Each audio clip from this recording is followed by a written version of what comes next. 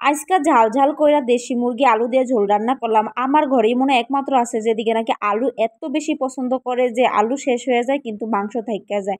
তো আসসালামু আলাইকুম আমার ভাই ও বোনেরা, আশা করি আপনারা ভালো আছেন। দেশি মুরগি রান্না করার লিগে একটু মসলা বাটাবাটি করে নিতেছি। তো শিলবাটায় বাটাবাটি কইরা যদি রান্না করা হয় ওইটা খাইতে কিন্তু বেশি ভালোই লাগে। দারচিনি, এলাচ, লং, গোলমরিচ, জিরা সবকিছু বাইটা নিতেছি একসাথে।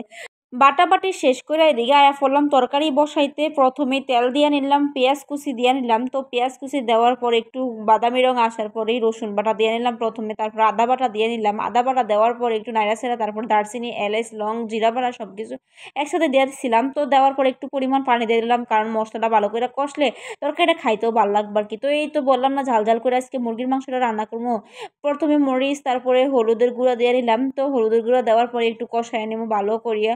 মশলাটা খুব ভালো কইরা কষানোর পর এখন মুরগিটা দিয়ে নিতেছি। দেশি মুরগি না রান্না করলে একটু ঝাল ঝাল রান্না করলে সেই বেশি ভালো লাগে আর কি।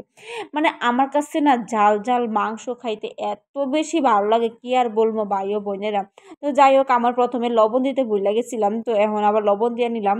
লবণটা দেওয়ার পর মশলার সাথে মুরগির মাংসটা খুব ভালো করিয়া কষাইয়া নিমু। আর তরকারিটা যত কষানো হইব খাইতেও কিন্তু ততই ভালো লাগবে। আমি সবসময় তরকারিটা খুব ভালো করিয়া কষাই, তাতে কিন্তু তরকারি খাইতেও বেশি মজা লাগে আর কি।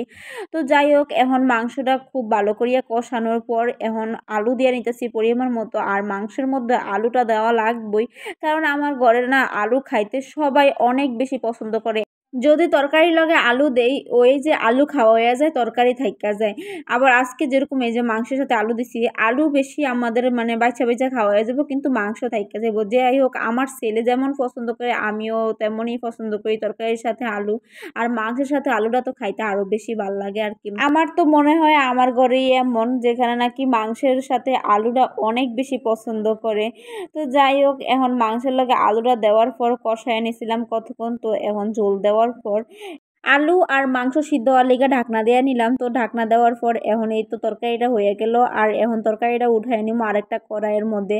আর একদম ঝাল ঝাল টকটক একটা রং আসছে তরকারির মধ্যে, কি যে সুন্দর লাগতেছে। আর দেশি মুরগির সাথে একটু ঝাল ঝাল যদি করে রান্না করা হয় খাইতে কিন্তু অনেক অনেক বেশি ভাল লাগে আর কি। তো যাই হোক, এই তো তরকারির ফাইনাল লুক।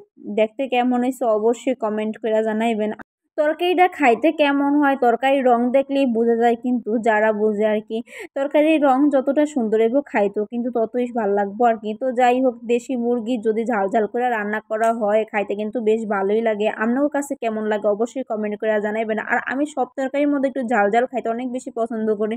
এই তো ঝাল ঝাল আলু দিয়ে দেশি মুরগির ঝোল কি যে মজা হয়েছে ভাই ও বোনেরা। আজকে ভিডিওটা এতটুকু পর্যন্ত রেখে গেলাম।